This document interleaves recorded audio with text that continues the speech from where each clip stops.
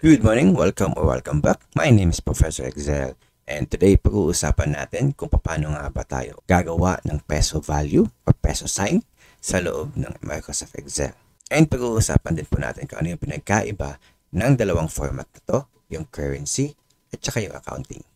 So good morning once again. Now bago natin i-compare yung dalawang format, yung currency at saka yung accounting, pag-uusapan muna natin kung paano tayo gagawa ng peso value or peso sign sa loob ng Excel.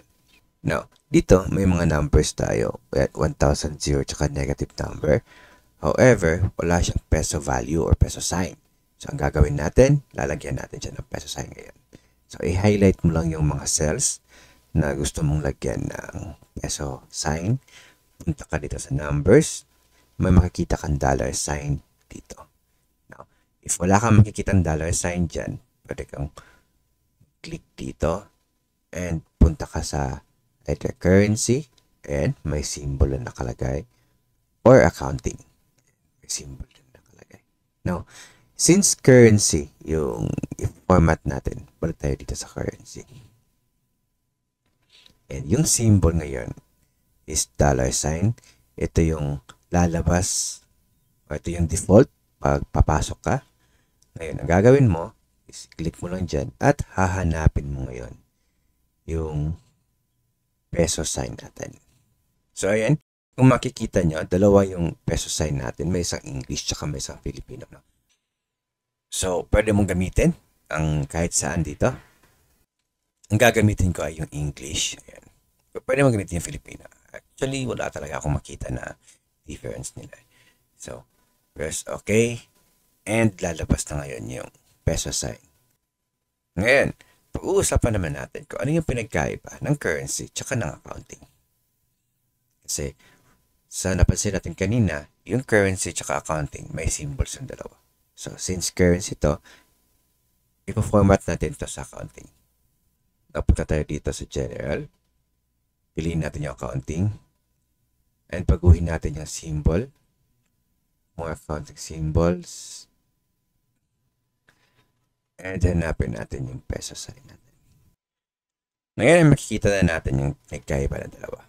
Una, kapag currency yung ginamit mo, yung symbol niya is katabi nung value mo. So, yung 1,000, after nung 1, symbol agad. 0, after nung 0, symbol agad. However, sa counting, always na nasa left side, pinaka-left side, yung peso sign. So, once pahabain natin yan, nandito pa rin yung peso sign. Now, sa currency, kahit baguhin mo pa yung column mo, tatabi talaga siya sa value mo. So, yun yung unang pinagkaiba nila. Pangalawa is yung zero value. Sa currency, yung zero value niya is 0.00 talaga. While sa accounting, ito yung ginagawa niya. Nilalagyan niya ng dash upang madaling basahin and hindi masyadong makalat sa report ninyo kapag gumagawa kayo ng report. Now, sa negative value naman, kung mapapansin nyo, kapag ginamit natin na format is currency, balikan natin yung currency.